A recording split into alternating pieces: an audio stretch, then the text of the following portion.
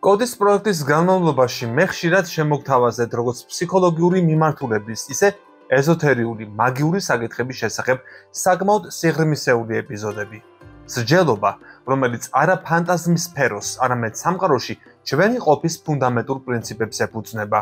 ვგრძნობთ თუ არა ამას მძაფრად, ეს სხვა საკითხია. ახლა კი დროა გავიაროთ ჰერმეტიზმისა და საკუთარი თავის შეცნობის უნიკალური ფორმულები. ამასაც პერიოდულად შემოგთავაზებთ, იმისათვის, რომ დროში არ ავჩქარდეთ და მიღებული ინფორმაცია გადავიაზროთ და ეტაპებად გავიაროთ ეს ურთულესი ამოცანა. ვიწყებთ ციკლურ ეპიზოდებს ფრანც ბარდონის ეზოთერიული წიგნის მიხედვით. ინიციაცია ჰერმეტიზმში. პირველ ვიდეოში ვსაუბრობ ამ პიროვნების შესახებ და გავშლი თემას ზოგადი თეორიის ირგვლივ. თუ მათ შორის ხარ, ვისაც კოდის წინა ამ თემატიკის ეპიზოდები არ გინახავს, მაშინ სჯობს ჯერ ისინი ნახო და შემდეგ დაუბრუნდე ამ ვიდეოს. ასე უფრო მომგებიანი იქნება შენთვის გაგების, აღქმისა და გააზრების თვალსაზრისით. ამ თემატიკის ვიდეო ეპიზოდების ლინკებს ამ ვიდეოს კომენტარებში მოვათავსებ. ვიპოვოთ საკუთარი თავი სამყაროს ენერგეტიკულ ოკეანეში.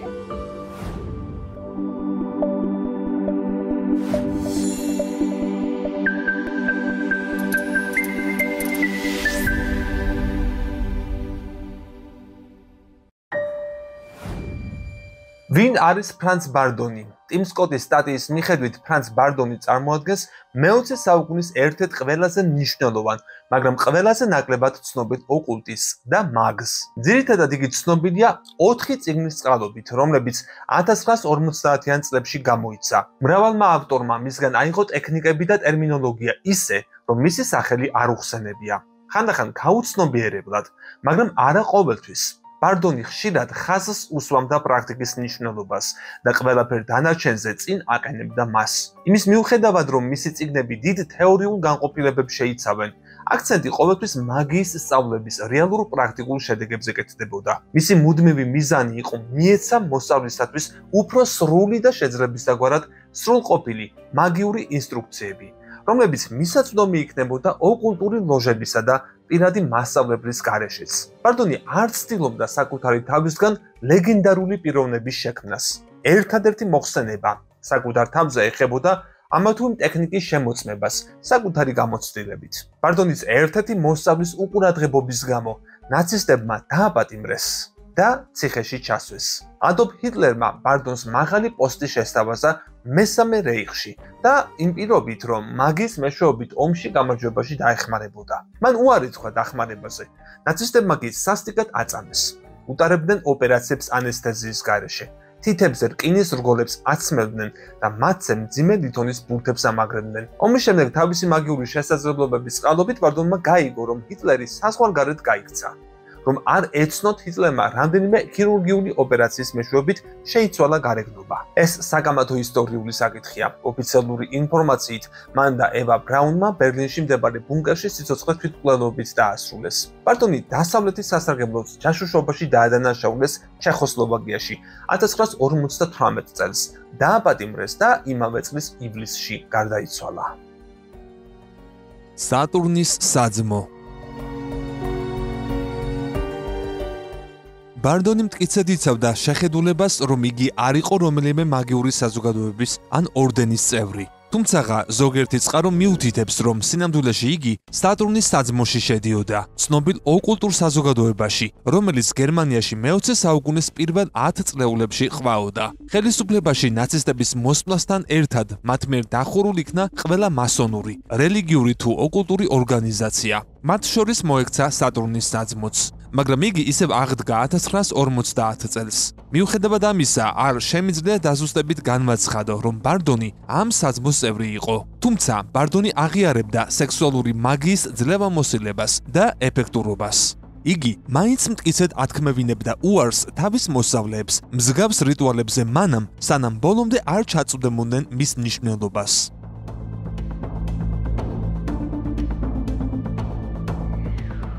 საოცარი წიგნი სულებთან ურთიერთობის შესახებ.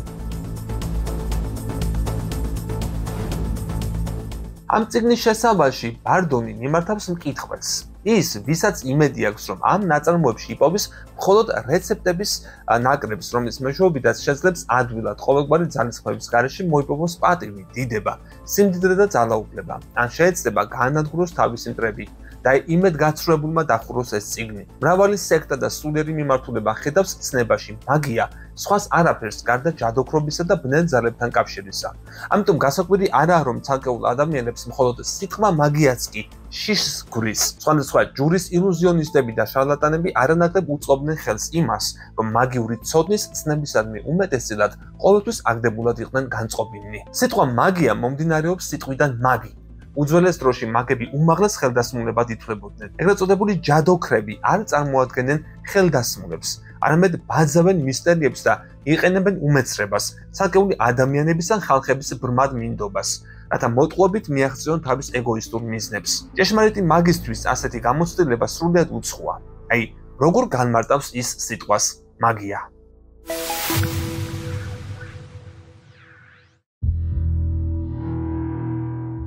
სინამდვილეში მაგია წმინდა ცოდნაა. მაგია ამ სიტყვის ჭეშმარიტი მნიშვნელობით ცოდნათა ცოდნას წარმოადგენს, რადგანაც იგი გვამცნობს საყოველთაო კანონებს და გვასწავლის მათ გამოყენებას. მაგიასა და მისტიკას შორის ან სხვა დასახელებას შორის არ არსებობს განსხვავება და იქ, სადაც საუბარია ჭეშმარიტ ხელდასმაზე, მიუხედავად იმისა, თუ რა სახელწოდებას იყენებს ამისთვის, ესა თუ ის მეცნიერება, აუცილებელია დავეყრდნოთ ერთი და იგივე საფუძველს. გამოვიყენოთ ერთი და იგივე უნივერსალური კანონები. სიკეთის და ბოროტების, აქტიური და პასიური საწყისების, სინათლისა და სიბნელის უნივერსალურ კანონებთან დამოკიდებულების მიხედვით ნებისმიერი მეცნიერება შეიძლება გამოყენებული იქნას კეთილი ან ბოროტი მიზნებით. მაგალითად, დანა შეგვიძლია გამოვიყენოთ როგორც პურის დასაჭრელად, ასევე მკვლელობის იარაღად. ეს ყოველთვის დამოკიდებულია ცალკეული ინდივიდის ხასიათის თავისებურებებზე.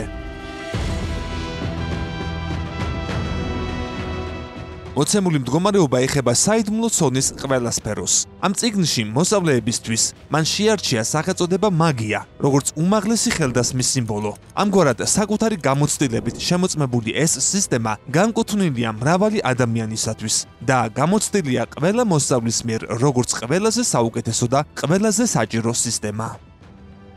ხშირად მოსწავლეებს და დაინტერესებულ პირებს არ ეძლეოდათ შესაძლებლობა, რომ ხელდასმულნი ყოფილიყვნენ თავიანთი პირადი ოსტატის ან გურუს მიერ და ამის გამო ჭეშმარიტი ცოდნა მისაწვდომი ხდებოდა მხოლოდ განსაკუთრებულად იღბლიანებისთვის, ვისაც ეს წყალობა ხვდა წილად.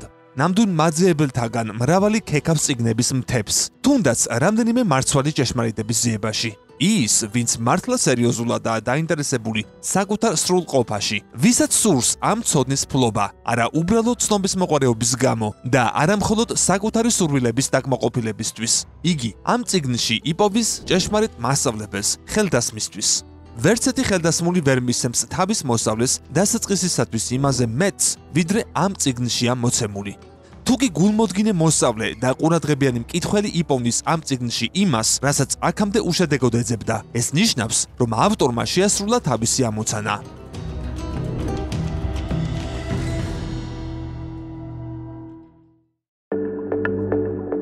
განდობა, თეორია, ტეტრაგრამატონის დიადის საიდუმლო, ანუ კაბალისტური იოდ ჰევაუჰე, რაც ზემოთაა, იგივეა რაც ქვემოთ. ჰერმეს ტრიცმეგისტოსი. ყველაფერი შექმნილი, როგორც მაკროკოსმოსი, ასევე მიკროკოსმოსი, ანუ დიდი და მცირე სამყაროები, სტიქიების ზემოქმედებით გამოვლინდა. ამიტომ ფრანც ბარდონი განდობის დასაწყისშივე ამახვილებს ყურადღებას ამ ძალებზე და განსაკუთრებულად მიუთითებს მათ ღრმა მრავალმხრივ მნიშვნელობაზე. ოკულტურ ლიტერატურაში აქამდე ძალიან ცოტა იყო ნათქვამი სტიქიების ძალაზე, ამიტომ მან მიზნა დაისახა ჩაღრმავებულიყო აქამდე უცნობ სფეროში და ფარდა აეხადა ამ კანონებისთვის. აღნიშნავს სირთულეს, რათა გასაგებად აუხსნას არა განდობილს, რომ იგი არამხოლოდ მიიღებს ცოდნას ამ სტიქიების არსსა და მოქმედებაზე, არამედ შესაძლებლობა ექნება პრაქტიკულად იმუშაოს ამ ძალებთან. მთელი უნივერსუმი საათის მექანიზმს გავს, ერთმანეთთან დაკავშირებული და ერთმანეთზე დამოკიდებული რგოლებით. თავად ღვთაების, როგორც უმაღლესი ძალის ცნება, ასევე შეგვიძლია დავყოთ სხვადასხვა სტიქიებად, რა ზეგავლენას ახდენენ ელემენტები პირად ცხოვრებაზე. საკმაოდაა აღწერილი ასტროლოგიურ ლიტერატურაში.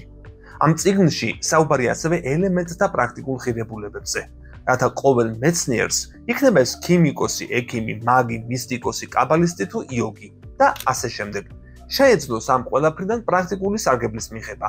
ამბობს, რომ თუ კი შევძლებ კითხვას ვასწავლო ამ მასალის წვდომა და პრაქტიკული გასახების გამოყენება თავის საკუთარ სფეროში, ჩავთვლი, რომ ჩემი მიზანი მიღწეულია. გაგაცნობთ რამდენიმე მათგანს. სტიქიების შესახებ. ცეცხლის პრინციპი. ბიბლიაში ნათქვამია fiat lux და იქმნას ნათელი. აკაშა, ანუ ეთერის პრინციპი, ელემენტთა გამოვლინების მიზეზია. აღმოსავლური ტექსტების თანახმად, პირველი ელემენტი, რომელიც ეთერიდან გაჩნდა, იყო ტეჯასი, ცეცხლის პრინციპი. ეს ელემენტი ისევე როგორც ყველა დანარჩენი, მოქმედებს არა მხოლოდ ჩვენს უხეშ მატერიალურ დონეზე, არამედ ყველაფერზე, რაც კი შექმნილა. ცეცხლის პრინციპის ძირითადი მახასიათებლებია სიცხე და ექსპანსია, გავრცელება. ამიტომ ყველაზე პირველად შეიქმნა ცეცხლი და სინათლე.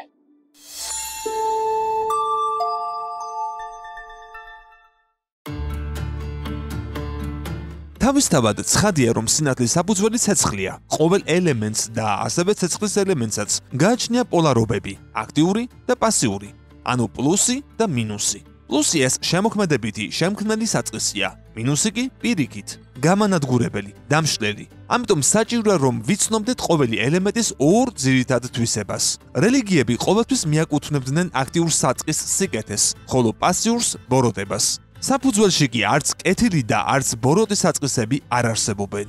ყველაფერი ეს მხოლოდ ადამიანური გაგებაა. უნივერსუმში კი არ არსებობს არც სიკეთე და არც ბოროტება, რადგანაც ყველაფერი შეიქმნა უზადო, უცვლელი კანონებით. სწორედ ამ კანონებში ასახული უმაღლესი ღვთაებრივი პრინციპი და მხოლოდ ამ კანონების ცოდნით შეგვიძლია მასთან მიახლოება.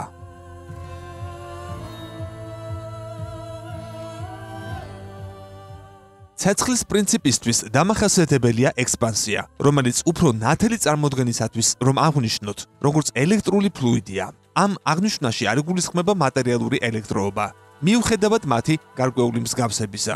ყველასთვის ცხადია, რომ ექსპანსია გაფართოების extension იდენტურია. ცეცხლის პრინციპი გამუდმებით მოქმედებს ყველაფერში, რაც შექმნილა თელს უნივერსუმში, დაწყებული ხილულიდან დამთავრებული უხილავით.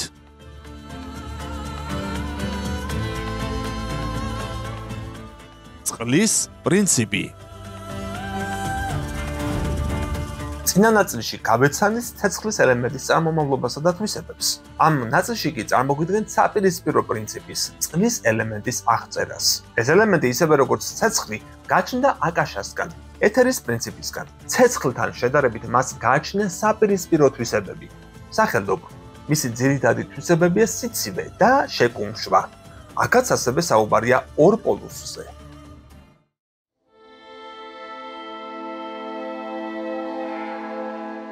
აქტიური პოლუსი.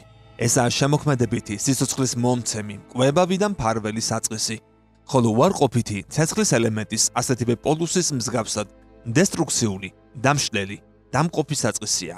რადგანაც ამ ელემენტის ძირითადი თვისება შეკუმშვა და შემცირებაა, მისგან მომდინარეობს მაგნიტური ფლუიდი. წყალი, ისევე როგორც ცეცხლი, ყველა სფეროში მოქმედებს. ქმნილების კანონების მიხედვით ცეცხლის პრინციპი ვერ იარსებებდა, თუკი თავის თავში არ მოიცავდა საპირისპირო პოლუსს, წყლის პრინციპს. ცეცხლი და წყალი ეს ის ძირითადი ელემენტებია, რომლებისგანაც ყველაფერი შეიქმნა. ამიტომ ყველგან უნდა გავითვალისწინოთ ორი ძირითადი ელემენტი, ასევე ელექტრული და მაგნიტური ფლუიდები, როგორც ურთიერთპოლარული საწყისები.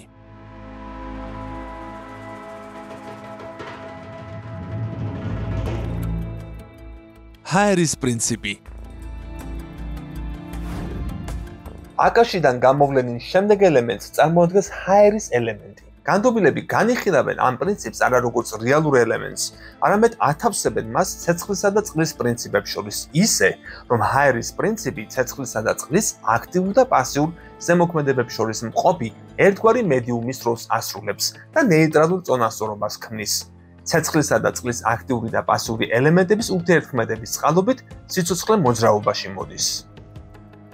ჰაერის პრინციპმა თავის შუამავლის როლში ცეცხლისგან სითბოს თვისება აიღო, ხოლო წყლისგან სინოტივის. ამ ორი თვისების გარეშე სიცოცხლე შეუძლებელი იქნებოდა. ისინი ასევე ანიჭებენ ჰაერის პრინციპს ორ პოლარობას. სახელდობრ, პოზიტიური ზეგავლენისას ცხოველმყოფელ, ხოლო ნეგატიურის შემთხვევაში გამონადგურებელ პოლარობას. აქვე უნდა აღვნიშნო, რომ დასახელებულ ელემენტებში საუბარი არაა ჩვეულებრივ ცეცხლზე, წყალზე და ჰაერზე. ისინი უხეშ მატერიალური დონის ასპექტებს წარმოადგენენ. აქ კი განიხილება ელემენტთა უნივერსალური მახასიათებლები. მიწის პრინციპი. ჰაერის პრინციპზე ნათქვამი იყო, რომ იგი არ წარმოადგენს დამოუკიდებელ ელემენტს. იგივე ეხება მიწის პრინციპსაც.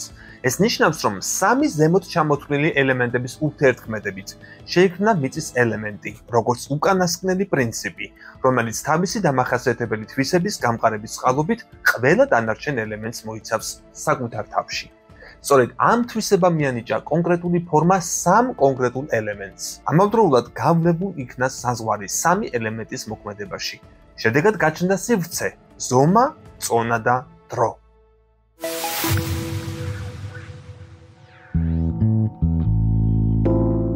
ურთიერთსაპირისპირო მოქმედება მიწის ელემენტთან ერთად 4 პოლუსიანი გახდა.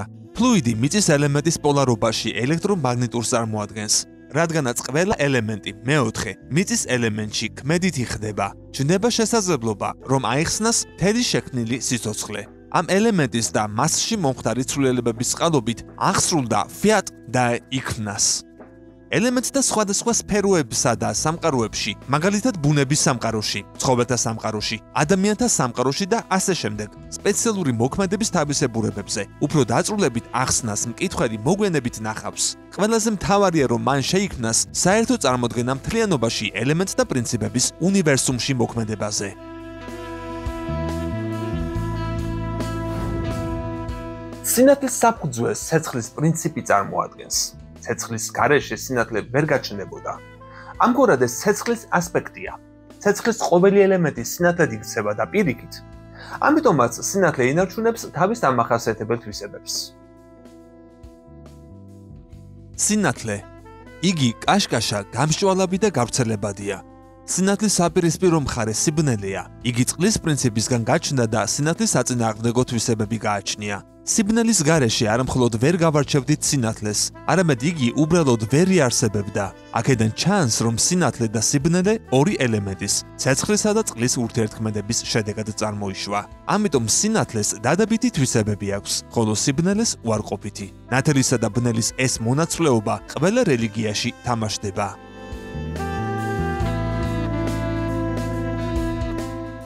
აკაშა, ანუ ეთერის პრინციპი.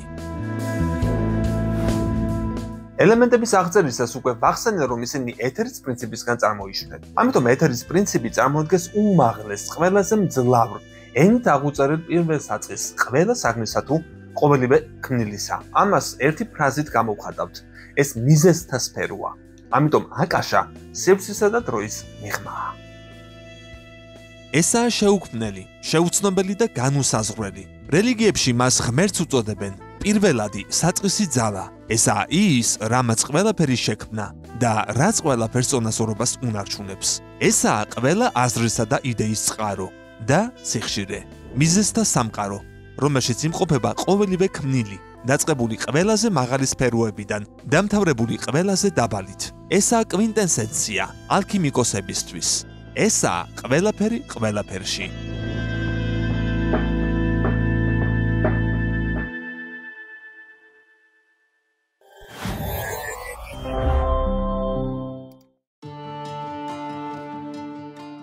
კარმა, მიზეზის და შედეგის კანონი. და ასე ჩვენთვის კარგად ნაცნობი სიტყვა კარმა, უცვლელი კანონი, რომელსაც თავისი ასპექტი აკაშას პრინციპში აქვს. ესაა მიზეზის და შედეგის კანონი. ყოველი მიზეზი იწვევს შესაბამის ქმედებას, შედეგს.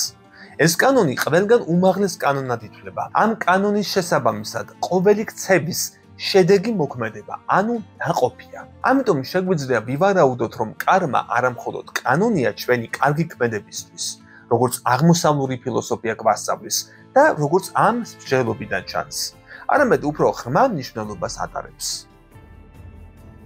ინსტინქტურად ადამიანები გრძნობენ, რომ ყველაფერს ასიკეთოს კეთილი ნაყოფები მოაქვს, ხოლო არასასიკეთო ბოროტებად გვიბრუნდება. ან როგორც ხალხში ამბობენ, რასაც დასთეს, იმას მოიმკი. ყველა უნდა იცნობდეს და ანგარიშს უწევდეს ამ კანონს. მიზეზის და შედეგის კანონი დამახასიათებელია ელემენტარული ფილოსოფიისთვისაც. არ მინდა დაწვრილებით აღწერო ეს კანონი და მხოლოდ ზოგადად მიმოვიხილე, რადგან იგი გასაგებია ყოველი მოაზროვნე ადამიანისთვის და თავისთავად იგულისხმება. მიზეზის და შედეგის კანონს ემორჩილება ასევე ევოლუციის და განვითარების კანონი, ამიტომ განვითარებაც კარმის კანონის ასპექტს წარმოადგენს.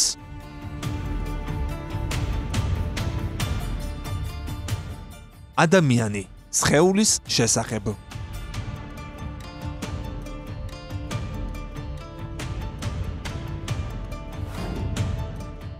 ადამიანი უნივერსუმის მსგავსადაა შექმნილი.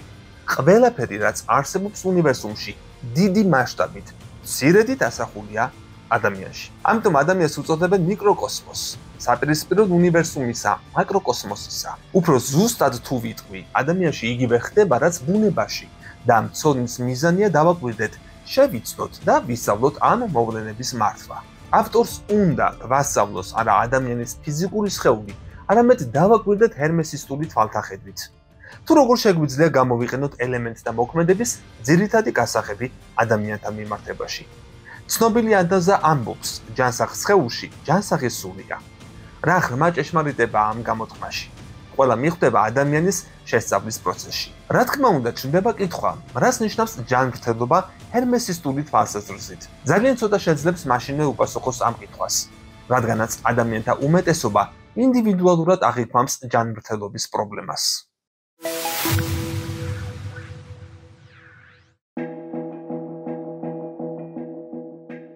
ჰერმესისტული თვალსაზრისით ჯანმრთელობა უნდა განვიხილოთ როგორც სრული ჰარმონია ორგანიზმში, ფუნქციონირებადი ძალებისა, ელემენტთა ძირითად თვისებებთან კავშირში. საკმაო დისჰარმონია ელემენტებისა იწვევს ხილულ ქმედებას ავადმყოფობის სახით. დისჰარმონია უკვე ავადმყოფობის ფორმით წარმოადგენს მნიშვნელოვან დარღვევას ელემენტთა ფუნქციონირებაში. ამიტომ ძირითად პირობას წარმოადგენს ის, რომ განდობილმა სხეულს ყველაზე მეტი ყურადღება მიაქციოს. სხეულის გარეგნულად ხილული გამოხატულება გავს მშვენიერ ტანსაცმელს და სილამაზეს მის ყველა ასპექტში, როგორც დიდში, ასევე მცირეში. მსგავსად ღვთაებრივი ბუნების ასპექტისა. სილამაზე თავისი არსით მხოლოდ ის არაა, რაც მოგწონს და გვიზიდავს. რამე თუ სიმპათია და ანტიპათია ელემენტთა შესაბამის მოქმედებაზეა დამოკიდებული.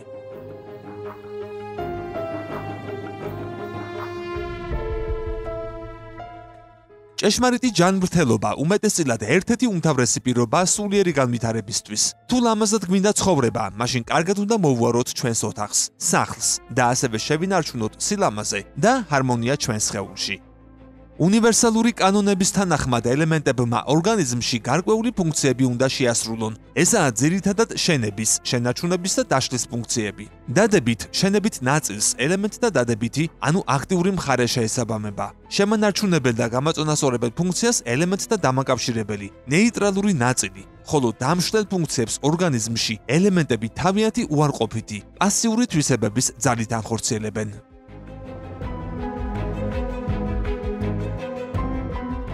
ამგვარად, ცეცხლის პრინციპი თავის აქტიურ ფორმაში, თავისი ელექტრული ფლუიდის მეშვეობით ასრულებს აქტიურ, შენებით ექსპანსიურ სამუშაოს, ხოლო საპირისპირო მოქმედება ცეცხლის ელემენტის უარყოფითი თვისებების მეშვეობით ხდება. წყლის პრინციპი თავის აქტიურ ფორმაში გავლენას ახდენს შენებით ფუნქციაზე, ხოლო უარყოფით ფორმაში იწვევს ორგანიზმში გარკვეული სითხეების დამშლელ მოქმედებას. ჰაერის პრინციპის ამოცანაა არეგულიროს ცეცხლის ელექტრული ფლუიდისა და წყლის მაგნიტური ფლუიდის ურთიერთქმედება და შეინარჩუნოს მათი წონასწორობა. ამიტომ იგი დასახელებულია ნეიტრალურ ანუ შუამავალ ელემენტად. როგორც მიწის პრინციპის ძირითად გასაღებში ითქვა, მისი ამოცანა სხეულში დანარჩენი სამი სტიქიის ერთმთლიანობად შეკვრა. თავის აქტიურ ფორმაში მიწის ელემენტი მოქმედებს გამაცოცხლებელი, გამაძლიერებელი და შემანარჩუნებელი სახით, ხოლო უარყოფით ფორმაში საპირისპირო მოქმედებებს იწვევს. მიწის პრინციპს ექვემდებარება ორგანიზმის გაფურჩხვნა და დაბერება. შეგვიძლია ბევრი ანალოგია მოვიყვანოთ ელემენტთა ორგანიზმში მოქმედებისა, მაგრამ ვფიქრობ, რომ ეს ჯერჯერობით საკმარისია.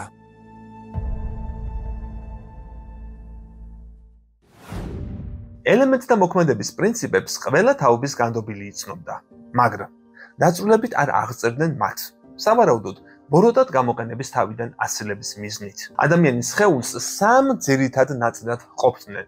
ამიტომ ადამიანთან მიმართებაში სამ ძირითად ცნებაზე საუბრობდნენ. თავს მიაწერდნენ ცეცხლის პრინციპს, მუცელს წყლის პრინციპს, ხოლო გულმკერდს ჰაერის პრინციპს, როგორც დამაკავშირებელს ცეცხლსა და წყალს შორის. ეს დაყოფა ერთი შეხედვითაც კარგად ჩანს, რადგანაც თავში ყველაზე აქტიური პროცესები ხდება, ანუ ცეცხლის პრინციპი მოქმედებს, ხოლო მუცელში საპირისპირო წყლის თვისებებიდან გამომდინარე. გამოყოფა, სითხეების მოქმედება და ასე შემდეგ. გულმკერდი ჰაერის პრინციპს ემორჩილება და შუამავლის ფუნქციას ასრულებს, რადგანაც მასში სუნთქვა ხორციელდება. მიწის პრინციპი თავისი შემკვრელი ძალით წარმოადგენს ადამიანს მთლიანობაში, მთელი თავისი ჩონჩხით და ხორცით. ჩნდება კითხვა, თუ სად და როგორ ავლენს თავს აკაშას პრინციპი უხეშ მატერიალურ სხეულში. გარკვეული მსჯელობის შემდეგ ყველა თვითონვე უპასუხებს ამ კითხვას და იტყვის, რომ ეთერის პრინციპი მისი უხეშ მატერიალური ფორმით დაფარულია სისხლში და სპერმაში და ამ ორი მატერიის სასიცოცხლო ფუნქციონირებაში, ანუ ვიტალობაში. ნიშნულოვანია ვიცოდეთ, რომ ჩვენს დედამიწაზე ელემენტთა მოქმედება სუბტილურ ფორმაში ისევე მიმდინარეობს, როგორც ადამიანის სხეულში. ადამიანის სხეულთან შედარებისას მიდიან იქამდე, თუ როგორ იქმნება პარალელები ელემენტებთან და მაშინ ადამიანის სხეულთან ანალოგია გამართლებული ხდება. ჩვენ ვისაუბრეთ ადამიანის სხეულზე, ცხოვრების სტილზე და ელემენტთა ფუნქციებზე ადამიანთან მიმართებაში და თუ განდობილი შეძლებს გამოიყენოს ელემენტები მათი ყველაზე სუბტილური ფორმით ადამიანთან მიმართებაში, მაშინ იგი შეძლებს სასწაულების მოხდენას საკუთარ სხეულზე და არა მხოლოდ ეს, იგი სრული უფლებით განაცხადებს, რომ ამ მიმართებაში არაფერი შეუძლებელი არ არსებობს.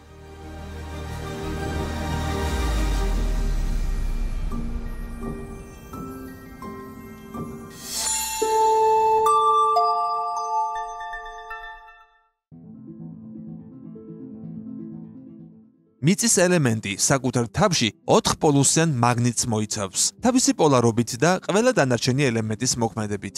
ცეცხლის პრინციპი ბუნებაში თავის აქტიურ ფორმაში ცხოველმყოფელ მოქმედებას ახდენს, ხოლო უარყოფით ფორმაში დამანგრეველს, დამშლელს. წყლის პრინციპი თავისი აქტიური ფორმით სიცოცხლის მომცემი, ასევე გამადნობელი მოქმედებისაა, ხოლო უარყოფითი ფორმით საპირისპიროდ მოქმედებს. ჰაერის პრინციპი თავისი ორმაგი პოლარობით წარმოადგენს გამანეიტრალებელ, გამაწონასწორებელ და შემანარჩუნებელ საწყის ბუნებას.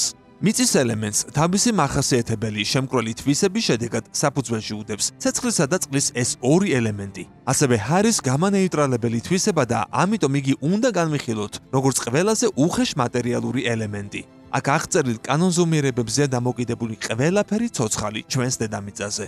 ზრდა, მომწიფება, სიცოცხლე და სიკვდილი. შედეგად განდობილისთვის ცხადია, რომ სიკვდილის ცნება არ ნიშნავს არარაობად დაშლას, რასაც განადგურებას ან სიკვდილს ეძახიან. წარმოადგენს მხოლოდ გადასვლას ერთი სტადიიდან სხვაში. უხეშ მატერიალური სამყარო აკაშას პრინციპიდან, ჩვენთვის ცნობილი ეთერიდან შეიქმნა და ამ პრინციპის მეშვეობითვე ნარჩუნდება. ამიტომ ცხადია, რომ ესაა ელექტრული და მაგნიტური ფლუიდის გადატანა, რაზეც დაფუძნებულია ყველა აღმოჩენა და რომელიც დაკავშირებულია დიდ მანძილზე ეთერით გადაცემასთან. მაგალითად რადიო, ტელეგრაფი, ტელეფონი, ტელევიზია და ყველა დანარჩენი აღმოჩენა, რომელიც მომავალში მოხდება ეთერში გავრცელებადი ელექტრული და მაგნიტური ფლუიდების მეშვეობით, მაგრამ ძირითადი პრინციპები და კანონები უცვლელი რჩება.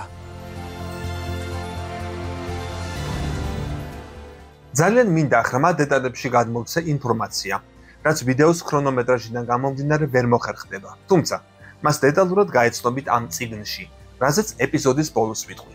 ახლა კი მოკლედ აღვწერ ფრანც ბარდონის მიხედვით ადამიანის ასტრალურ მხარეს. თავისთავად ადამიანი სამშუნველი აკაშას პრინციპისგან, ანუ უნატიფესი ეთერული ვიბრაციებისგან შეიქმნა. ელემენტთან ნატიფი მოძრაობის სახით ელექტრული და მაგნიტური ფლუიდებისა და მათი პოლარობების საშუალებით. ისევე როგორც უხეშ მატერიალურ სხეულში მოქმედებენ ელემენტები, ზუსტად იგივე ხდება სამშუნველის, ანუ ეგრეთ წოდებულ ასტრალური სხეულის ფუნქციებთან დაკავშირებითაც.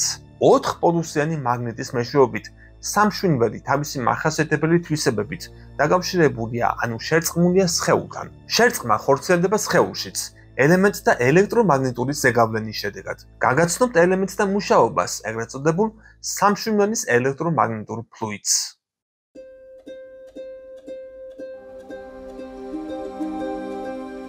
ჩვენ განდობილები ასტრალურ მატრიცას, ანუ სიცოცხლეს ვუწოდებთ. ეს ასტრალური მატრიცა, ანუ სამშვილდელის ელექტრომაგნიტური ფლუიდი, არაა identური ოკულტისტების მიერ ხშირად აღწერილი აურისა, რომელზეც ქვემოთ ვისაუბრებ. რაც შეეხება ასტრალურ სხეულს, ანუ ელექტრომაგნიტურ ფლუიდს, აქ საუბარია დამაკავშირებელ ელემენტზე, სულსა და სხეულს შორის. ადამიანს 5 გრძნობის ორგანო გააჩნია, 5 ელემენტის შესაბამისად, რომლებსაც ასტრალური სხეული, ანუ სამშვილდელი იყენებს იმისთვის, რომ ფიზიკური სამყაროს აღქმა მიიღოს. 5 გრძნობის ეს აღქმა და მოქმედება სამშვილდელისა და უხეშ მატერიალური სხეულის დახმარებით ხორციელდება ჩვენი უკვდავის სულის, სპირიტის მიერ. რატომაა სული უკვდავი? ამას შემდეგ ავხსნი. სულის მოქმედების გარეშე სამშვილდელში ასტრალური სხეული თავის შემადგენელ ნაწილებად დაიშლებოდა.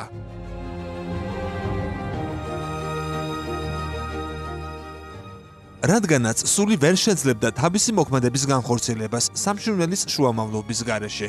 ამიტომ ასტრალური სხეული ბევრი იმ თვისების მატარებელია, რომელსაც სული ფლობს. ტემპერამენტთა თვისებები იმის მიხედვით ყალიბდება, თუ რომელი თვისებაა ადამიანის ხასიათში ძირითადი, უპირატესი. გარეგნულად გამოხატული თვისებების ინტენსიურობა დამოკიდებულია პოლარობაზე, ანუ ელექტრულ და მაგნიტურ ფლუიდებზე. ტემპერამენტ და საერთო ზემოქმედების შედეგს წარმოადგენს გამოსხივება, რომელსაც პროფესიონალურ ენაზე აურა ეწოდება. აქედან გამომდინარეობს, რომ აურა არ უნდა შებადაროთ ასტრალურ მატრიცას, რადგანაც ეს ორი მოვლენა მკვეთრად განსხვავდება ერთმანეთისგან. ასტრალური მატრიცა ესაა შემაერთებელი ქსოვილი სხეულსა და სამშვილდელს შორის. აურა კი პირიქით, ელემენტთა ზემოქმედების გამოსხივებაა მათ სხვადასხვა თვისებებში. ასტრალური დონე. ასტრალურ დონეს ხშირად მეოთხე განზომილებად მოიხსენიებენ. იგი არ იყო შექმნილი 4 ელემენტისგან, არამედ წარმოადგენს აკაშას ელემენტის გამკვირვების ერთ-ერთ საფეხურს. ანუ ყველაფერი, რაც აქამდე ყოფილა, ახლა არის ან მომავალში იქნება მატერიალურ სამყაროში. მის მიერ რეგულირდება და იმართება. ამიტომ ასტრალური დონე უფრო არის არც დასაწყისი და არც დასასრული. ანუ დროისა და სივრცის მიღმა მყოფადობა. განდობილი, რომელიც ამ დონეზე კონცენტრირდება, იპოვის ყველაფერს, რაც შეეხება წარსულს, აწმყოს და მომავალს. მისი აღქმის სიფართოვე მის სრულყოფილებაზე დამოკიდებული. რელიგიათა უმეტესობაში ასტრალის დონედ მიღმიერი სამყარო მოიხსენიება. განდობილისთვის კი ნათელია, რომ არანაირი აქაური და მიღმიერი სამყარო არ არსებობს, ამიტომ მას არ ეშინია სიკვდილის, რამე თუ მისთვის უცხოა თავად ეს ცნება. ასტრალური დონე სხვადასხვა არსებებითაა დასახლებული. პირველ რიგში ესენი არიან დედამიწაზე გარდაცვლილი ადამიანები, რომლებიც თავიანთი სულიერი სიმწიფის მიხედვით იმყოფებიან შესაბამის, საფეხურეობრივად განსხვავებულ სიმკვრივის სფეროებში, რასაც სხვადასხვა რელიგიებში სამოთხეს ან ჯოჯოხეთს უწოდებენ. განდობილი კი ამ სახელწოდებებს სიმბოლურად აღიქვამს.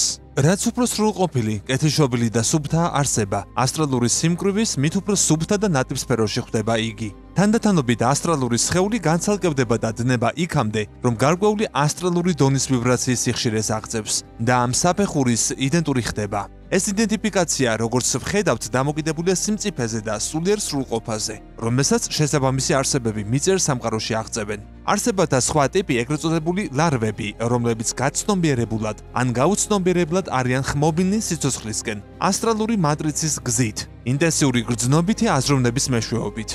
ისინი არ წარმოადგენენ სახელდობრ არსებებს, ესენი უბრალოდ ფორმებია, რომლებიც ასტრალური სამყაროს ყველაზე დაბალ საფეხურზე ნარჩუნდებიან. ანიმალური, ანუ ცოცხალი სამყაროს ტანჯვების მეშვეობით. კიდევ არსებობენ სხვა არსებებიც, ამაზე სხვა დროს.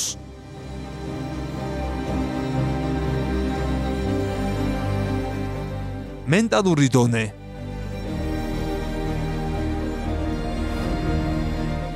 ისევე როგორც სხეულს გააჩნია თავისი მიწიერი დონე, ხოლო ასტრალურ სხეულს, ანუ სამშვილდელს, ასტრალური დონე. ასევე სულსაც გააჩნია თავისი საკუთარი დონე, რომელსაც ეწოდება მენტალური სფერო, ანუ მენტალური დონე.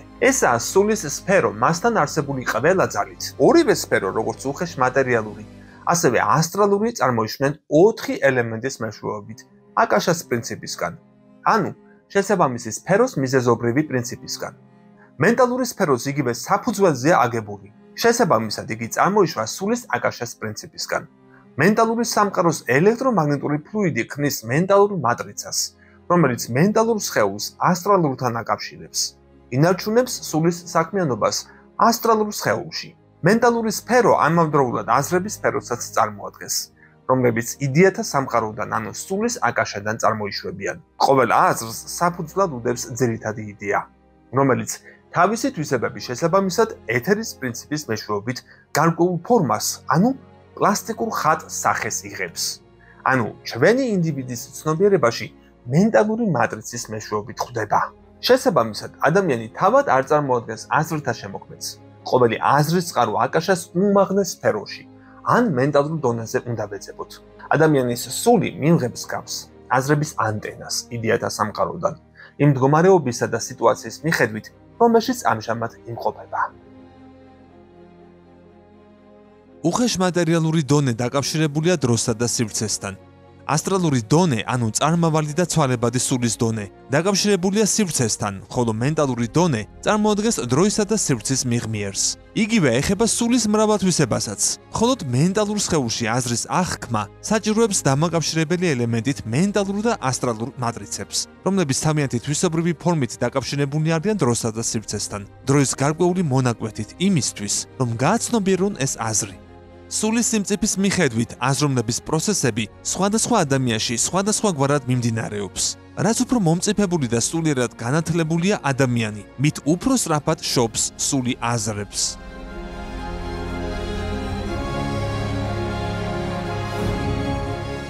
დროებით დავტოვოთ ადამიანის მიკროკოსმოსი მისი მიწიერი ასტრალური და მენტალური სხეულებით და განვიხილოთ სხვა პრობლემები, რომელთა გადაწყვეტაც ასევე წინ უნდებს დამწყებ განდობილს.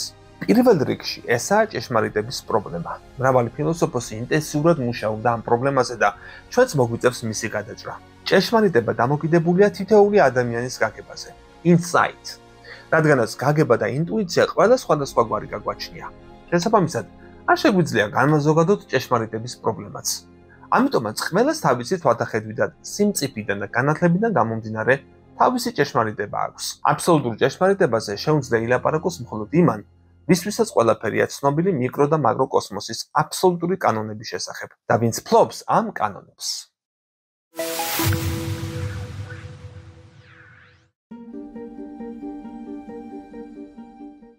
ჭეშმარიტებას მიეკუთვნება ასევე ცოდნის სიბრძნისგან გარჩევის უნარი. ცოდნა ადამიანის ყოფიერების ყველა სფეროში დამოკიდებულია სიმწიფეზე, გონების აღქმის უნარზე და მეხსიერებაზე. ამასთან არ აქვს მნიშვნელობა, რით შევივსებთ ამ ცოდნას, კითხვით, ცოდნის გავრცელებით თუ რაიმე სხვა სახით. ცოდნასა და სიბრძნეს შორის უზარმაზარი სხვაობაა. ამიტომ გაცილებით უფრო ადვილია ცოდნის მოპოვება, ვიდრე სიბრძნის. სიბრძნე არანაირად არაა დამოკიდებული ცოდნაზე, იმის მიუხედავად, რომ ორივე გარკვეულწილად იდენტურია. ერთ-ერთ უმთავრეს კანონს, ერთ-ერთ უმთავრეს გასაღებს ტეტრაგრამატონის, ანუ 4-პოლუსიანი მაგნეტის საიდუმლოს. ჩვენ უკვე გავეცანით ყველა დონეზე. იმდენად, რამდენადაც იგი უნივერსალური გასაღებია. მისი გამოყენება შეგვიძლია ყველა პრობლემის, ყველა კანონის, ყოველი ჭეშმარიტების გადასაწყვეტად იმ პირობით, რომ განდობილს მისი სწორად გამოყენება შეუძლია. დამწყები მაგი უნივერსალური რელიგიის აღმსარებელი ხდება. იგი აღმოაჩენს, რომ ყოველ რელიგიას გააჩნია თავისი, როგორც ნათელი, ასევე ბნელი მხარეები. საუკეთესოდ შეიარაღდება სისუსტეებს კი უყურადღებოდ დატოვებს. ეს არ ნიშნავს იმას, რომ იგი ნებისმიერი რელიგიის აღმსარებელი უნდა იყოს, მაგრამ ყოველი რელიგიისადმი სათანადო პატივისცემით უნდა განეწყოს, რადგანაც ყოველ მათგანს თავისი ღვთაებრივი პრინციპი გააჩნია. საქმე ეხება ქრისტიანობას, ბუდიზმს, ისლამს თუ სხვას. მას შეუძლია იყოს თავისი რელიგიის ერთგული. ამის მიუხედავად იგი არ დაკმაყოფილდება საკუთარი ეკლესიის ოფიციალური დოგმებით და ექნება სწრაფვა, რომ უფრო ღრმად შეაღწიოს ღმერთის სახელოსნოში. სწორედ ეს წარმოადგენს ფრანც ბარდონის განდობის მიზანს. მაგი ახდენს საკუთარი სამხედროების ჩამოყალიბებას უნივერსალური კანონების შესაბამისად. და სწორედ ეს გახდება მისი ჭეშმარიტი რელიგია.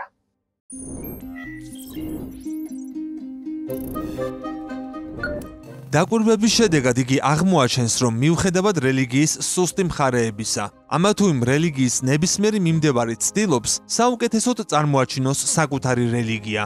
ამა თუ იმ რელიგიის ნებისმიერი ჭეშმარიტება ფარდობითია, ხოლო მისი შეცნობა დამოკიდებულია თითოეული ინდივიდის სიმწიფეზე. ამიტომ განდობილი ასეთ შემთხვევებში ყოველ მათგანს არჩევანის თავისუფლებას უტოვებს და არ ცდილობს მის გადაცდენას ჭეშმარიტების გზიდან. არ ცდილობს რომ გადაარწმუნოს, გააკრიტიკოს ან განსაჯოს. გულისიღრმეში იგი გუწფრელად წუხს ფანატიკოსებზე ან ათეისტებზე, მაგრამ გარეგნულად ამას არ ამჟღავნებს. და ყოველი ჩაეჭიდოს იმას, რისიც სჯერა და რაც ბედნიერს და კმაყოფილს ხდის მას. ყველა რომ ამ პრინციპით ყოფილიყო აღჭურვილი, არ იქნებოდა არც სიზულვილი და არც რელიგიური დაპირისპირებები. ყველა სულიერი მიმართულება ბედნიერად თანაცხოვრებას შეძლებდა ერთმანეთის გვერდით. განსხვავებულ სიტუაციას ვხედავთ მაშინ, როდესაც მაძიებელი ადამიანი, რომელსაც არ აკმაყოფილებს არც მატერიალიზმი და არც დოგმები, სულიერი საკვების ძიებაში განდობის, რჩევებს და ახსნა განმარტებებს თხოვს. ასეთ შემთხვევებში განდობილი ვალდებულია განმარტება მისცეს მაძიებელს, მისი აღქმის შესაძლებლობების შესაბამისად. მაშინ მაგს არ დაენანება არც დრო და არც ძალები იმისთვის, რომ მაძიებელს თავისი სულიერი სიმდიდრე გადასცეს და გაუძღვეს სინათლისკენ მიმავალ გზაზე.